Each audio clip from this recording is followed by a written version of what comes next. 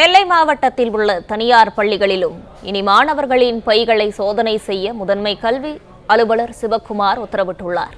இதுகுறித்த கூடுதல் விவரங்களை தருகிறார் செய்தியாளர் நாகராஜன். நாகராஜன், வணக்கம். விவரங்கள் என்ன, வழங்கலாம்? தென்னகத்தில் இன்று பெருமையாக சொல்லிக் கொண்டிருந்த பாளையங்கோட்டையில் இன்று நடந்த சம்பவம் பள்ளி மாணவர் மத்தியில் மட்டுமில்லாது பள்ளிகள் மத்தியிலும் பெற்றோர்கள் மத்தியிலும் மிகப்பெரிய ஒரு பயத்தை ஏற்படுத்தியிருக்கிறது. அதாவது எட்டாம் வகுப்பு படிக்கக்கூடிய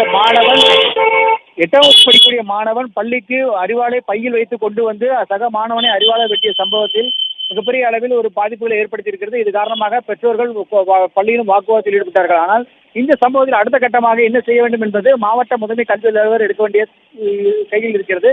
அவர் இது குறித்து பேசும்பொழுது இந்த சம்பவம் தொடர்பாக இனிமேல் வரக்கூடிய மாணவர்கள், அதாவது பள்ளிக்கு வரும்பொழுது அரசு பள்ளிகள் மட்டுமில்ல தனியார் பள்ளிகளிலே அனைத்து பள்ளிகளிலும் மாணவர்களின் பைகள் கொண்டு வரக்கூடிய பைகள் சோதனை ஏற்ற பிறகுதான் உள்ளே அனுமதிக்கப்படுவார்கள் என்ற ஒரு அறிவிப்பை வெளியிட்டிருக்கிறார். ஏற்கனவே அவர் மாணவர்களுடன் கலந்துரையாடுவதற்காக ஒரு கடிதம் ஒன்றை இதற்கு முன்பே எழுதியிருந்தார். அதாவது அனைத்து அன்புள்ள மாணவர்களுக்கு என்ற பெயரில் ஒரு கடிதம் ஒன்றை எழுதியிருந்தார் அனைத்து மாணவர்களுக்கும்.